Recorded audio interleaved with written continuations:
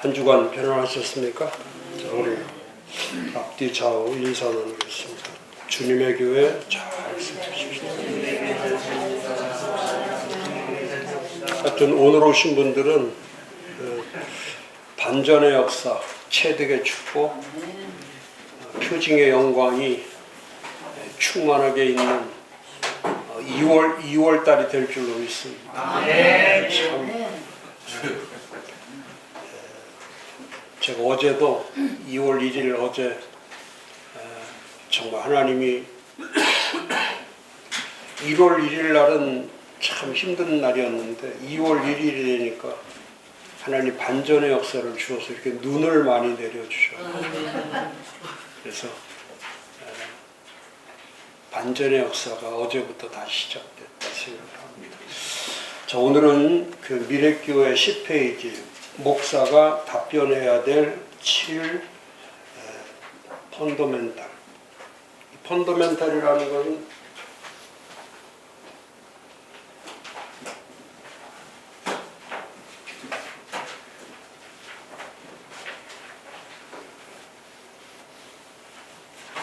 목회의 기본 지표라고 할 수 있죠. 펀더멘탈이라는 뜻은 목회의 그 목회 상태를 말할 때 목사님들은 여러 목회를 거의 이제 자기 스타일로 목회하는 분들이 많죠. 자기 스타일로. 자기 스타일로 목회를 하기 때문에 어느 때는 기본 지표가 없이 목회를 해도 이 똑같은 거예요.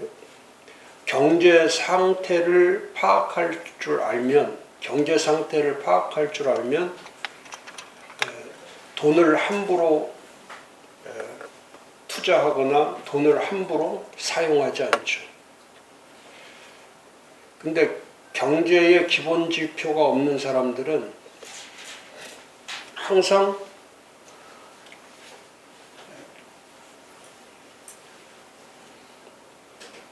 돈 가지고 손해를 보고 또 실수를 하고 후회를 할 수밖에 없죠. 그러니까 본인이 생각할 때 이 경제관이 약하면 돈에 대한 그 마스터 플랜을 가질 수 없는 거죠. 목회도 동일한 겁니다. 그래서 목사님들이 목회를 건강하게 잘 하시려면 자기가 하고 싶은 목회를 하시면 안 돼요. 그래서 이따 뒤에도 제가 말씀드리겠지만 그 사도들이 잘했던 것이 그렇죠.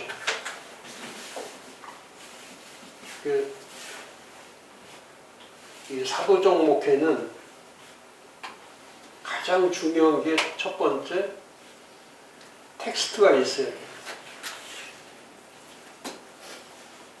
목회는 교과서가 있죠. 교과서.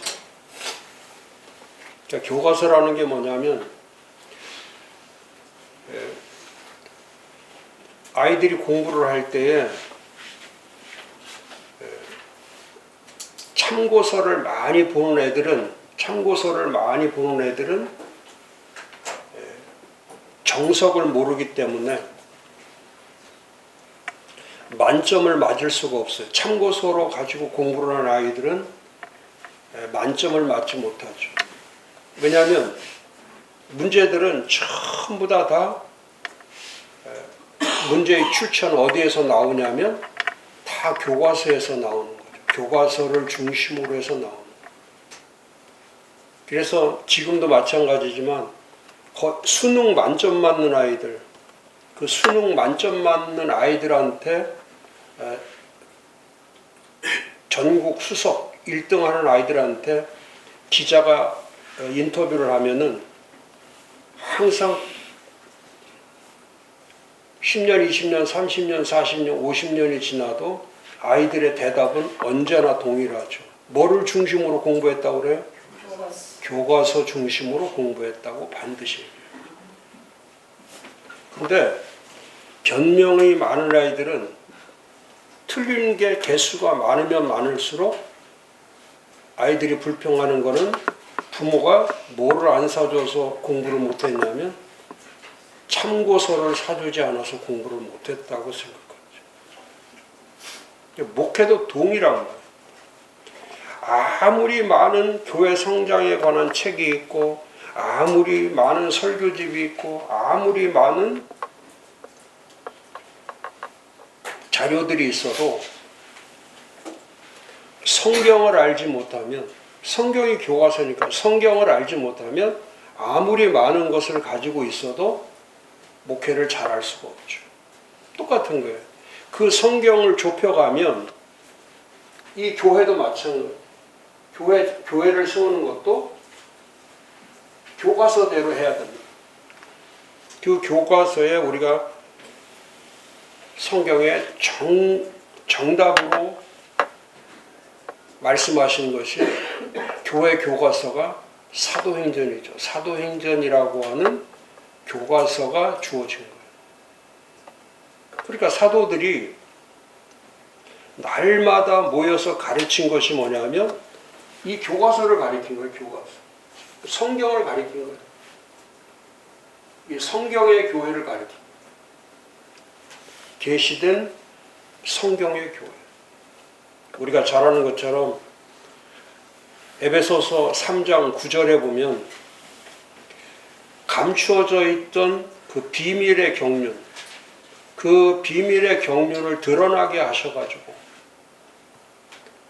그러니까 성경에서 드러내 주신 일이 눈앞에 사람들이 알 수 있도록 거기에 이제 보면 감추어지는 그 비밀의 그 경륜을 드러나게 하신 거. 그러니까 성경을 통해서 드러나게 된 거는 두 가지밖에 없죠.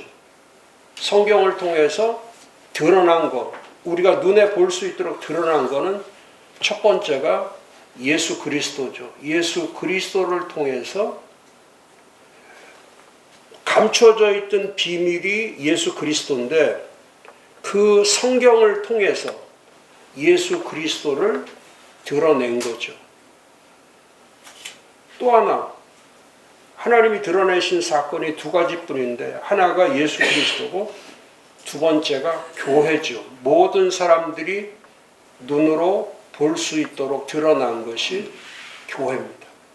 그러니까 사도 바울이 에베소 3장에서 1절에서 9절까지 첫 번째 드러나신 예수 그리스도, 그 다음에 두 번째 드러나신 교회. 그러니까 이 성경은 언제나 우리에게 계시해 주고 있는 것이 뭐냐면 예수 그리스도와 교회를 드러내시는 거예요. 그러니까 목회를 할 때에 목회의 목적이 뭐냐면 목회의 목적 자체가 예수 그리스도를 드러내고 교회를 드러내기 위해서 목회를 하는 거예요. 그거를 사도 바울이 정확하게 에베소 교회론에서 3장에서 너무너무 잘 가르쳐 준 것이 3장 1절에서 9절이 너무너무 선명한 거라고 하죠. 제가 언제 강의할 때 그런 말 했잖아요. 하나님의 속성 가운데 제1속성, 하나님의 속성 가운데 뭐 전능하심, 무소부재하심, 뭐 여러 가지 속성이 있지만 하나님의 속성 가운데 제1속성이 현현의 속성이에요.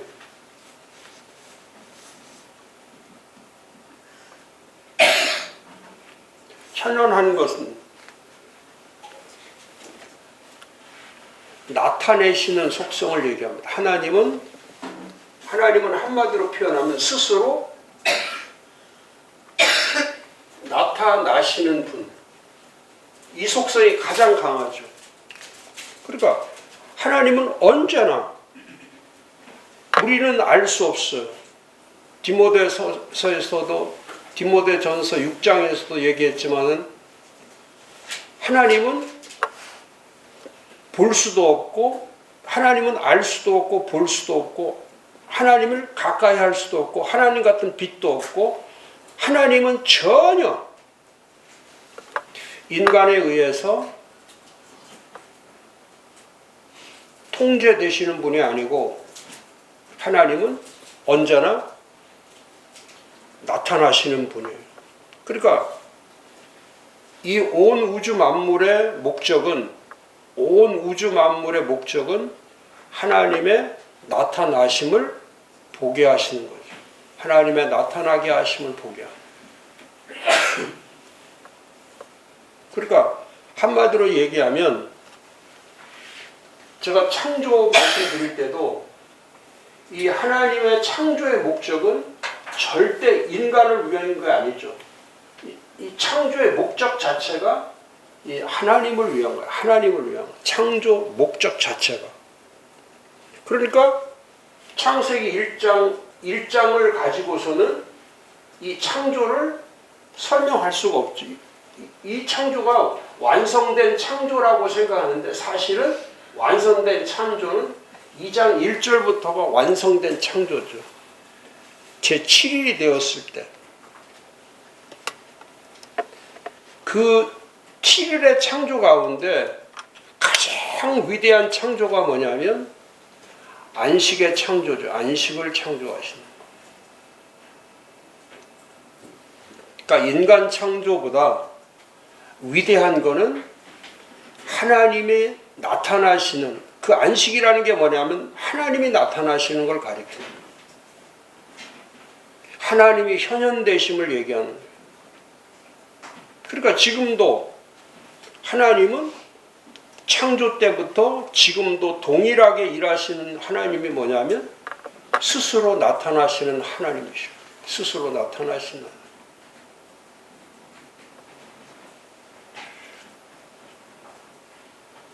하나님은 인간과 협력해서 일하시지 않죠. 하나님은 스스로 일하시죠.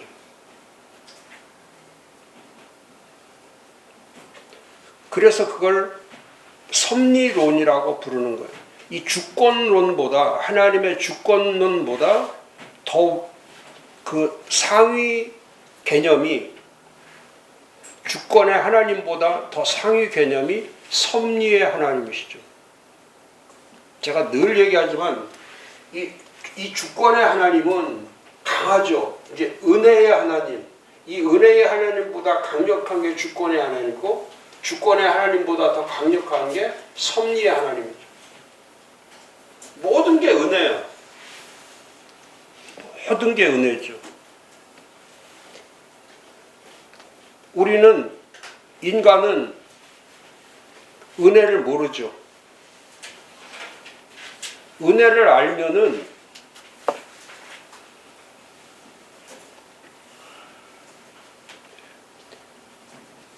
이런 삶을 살지 않죠. 은혜를 모르기 때문에 모르는 것보다도 은혜에 대한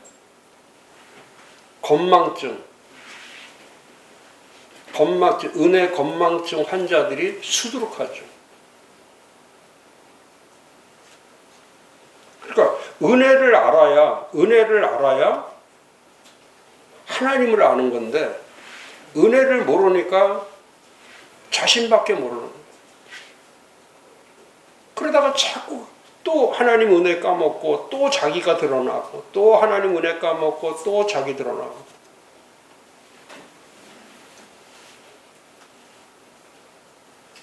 그런데 정말 은혜 안에 있을 때는 자기를 드러내지 않죠.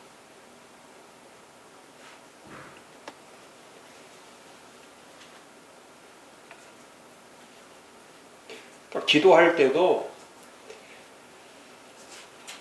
오늘 새벽에도 제가 눈을 치면서 그런 기도를 했는데 참 눈은 아름다운 거야. 기도는 해. 참 눈은 아름다운 거야. 근데 몸이 받아들이지를 않는 거야. 이게 참 은혜로운 거야. 이게 참 아름답고 은혜로워. 근데 말은 그렇게 하고 있는데, 기도는 그렇게 하고 있는데 몸이 아니라는 거예요. 그러면서 한 시간, 2시간 이제 하다 보니까 막 고관절이 너무너무 아픈 거야. 그러니까 조금 전에 눈이 아름답다, 은혜라다 하다가 갑자기 무슨 생각이 드냐면, 이놈은 눈 좀 이걸 왜 내리시는지 이제 반항하기 시작하는 거예요. 이제 드디어 반항이 시작되는 거예요. 야, 눈 내리지 않는 데가 살았으면 좋겠다. 그게 은혜 건망증에 사는 거예요. 그러니까 정말 하나님의 은혜 안에 있으면 그게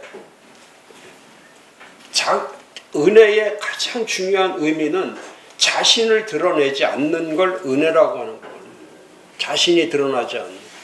무슨 일을 하든지 자신을 드러내지 않는 거. 그게 은혜죠. 근데 우리는 그렇게 할 수 있나요? 사소한 거 하나 하는 거.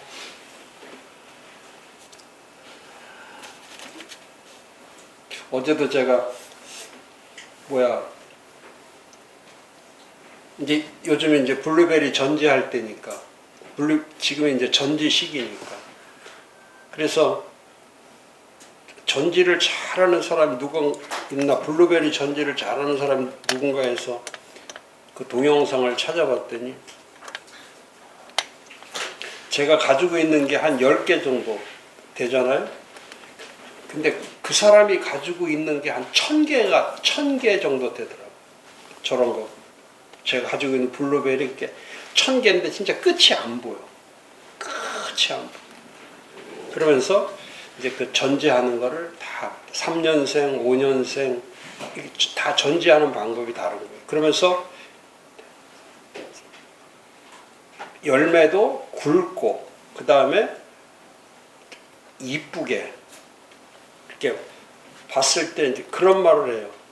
이 나무는 지금 볼 때는 10만 원짜리 나무지만은 전지를 잘하고 나면 이게 100만 원짜리로 바뀐다는 거예요. 그래서 제가 진짜 그럴까 하고서 봤더니 전지를 할 때 얼마나 잘하는지. 그러니까 제 나무는 막 위로만 커가잖아요. 근데 그 사람은 그렇게 자기 키 밑으로. 왜냐하면 그 천주가 넘는 거를 그걸 열매를 다 따려면 그 시골에 전부 다 일하는 분이 할머니들이 다 따는데, 할머니들은 이 손을 높이 들면 어깨가 아파가지고 하루도 못하고 안 나온다는 거예요. 그러니까 할머니들이 따려면 이렇게 앞에 있어요.